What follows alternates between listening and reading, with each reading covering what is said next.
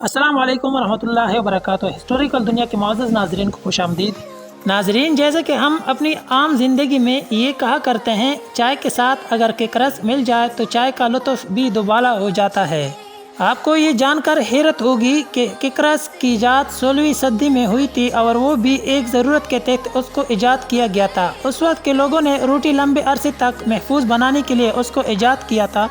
हमारे पाकिस्तान में आम तौर पर इसको केक रस बोला जाता है, जबकि दुरुस्त लफ्ज़ केक रिस्क है।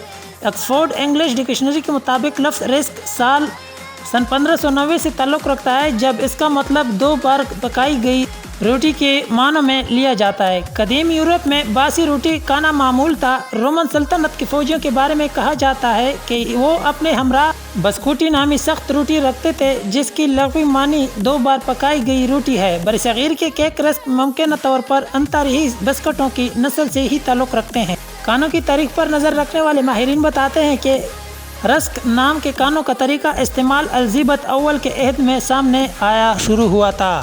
मुअज़्ज़ज़ नाज़रीन, कहा जाता है कि सबसे पहले रिस्क एक बाज़ंतीनी बेकर ने तैयार किए थे। रिस्क रोटी के वो किस्म जो शक्कर, अंडे और मक्खन से गूंदे हुए आटे से तैयार की जाती है। इनकी साख्त डबल रोटी जैसी होती है, जिसे पकाने के बाद ठंडा करके टुकड़े टुकड़े किए जाते हैं और फिर कम आंच पर इतना खुश्क किया जाता है कि वो सख्त हो जाती है। रिस्क में पानी की मकदार बहुत कम होती है, इसी वजह से उन्हें काफ़ी अरसे तक महफूज किया जा सकता है। जदीद बिस्कुटों की बुनियाद की हैसियत रखने वाले फ्रूट वस्ती के रस्क को बिस्कुटी पान्स के नाम से जाना जाता था। इसका मतलब 2 बार पकाई जाने वाली रोटी होता है, जिन्हें समंदर में बहरी जहाज़ों और अफवाज के लिए इस्तेमाल किया जाता है। मुतादिद ममालिक में ऐसी रोटियां पाई जाती हैं जो रिस्क से ममालस रखती हैं। अब वो चाहे सादी हों जैसे अतोलवी, ब्रोशीटा, या मीठी किस्म की जैसे तकसीम से कबल हिंदुस्तान के केक रस, ताहम उनमें दीगर अज्जा भी शामिल किए जाते जैसे इलायची, दारचीनी, जायफल और खुश्क मेवे। कहा जाता है कि जदीद छोटे केक की अवलिन के 7वीं सदी में ईरान में सामने आई।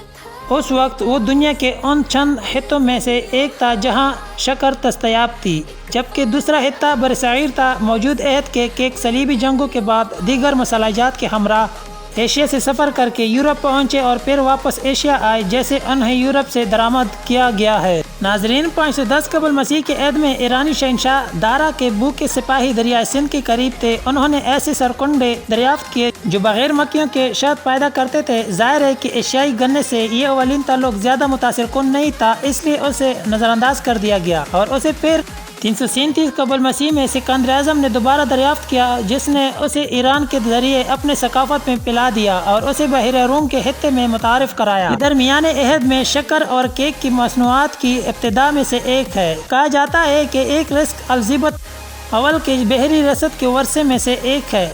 2 बार पकाई गई रोटी के ये छोटे टुकड़े तवील तर बहरी सफ़र में भी खराब नहीं होते।